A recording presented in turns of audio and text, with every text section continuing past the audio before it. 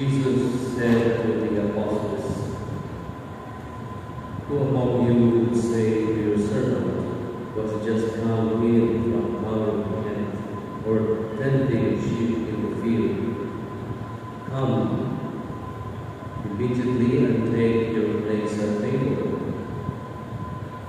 Would he not rather say to him, prepare something for me to eat?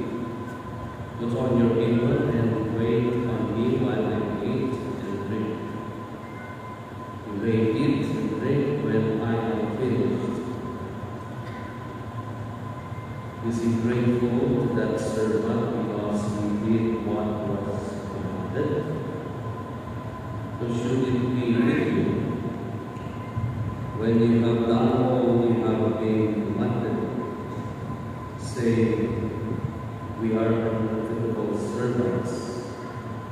We have done what we were obliged to do." Brothers and sisters, the Gospel of the Lord.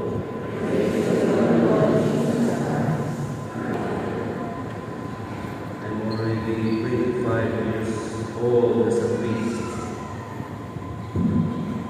and confess it's my first time to celebrate Mass in the Spanish shrine of Our Lady of Regina.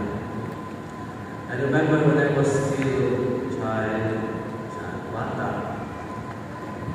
actually, Catholic Bulacan, and one in Cebu, and the construction pa ng old bridge, after old bridge, and the construction, we would come to the Spanish, manimbangi, pamilya, mama na ko, so, sakay niyo, jeep niya, sakay ng barge, na pamilya.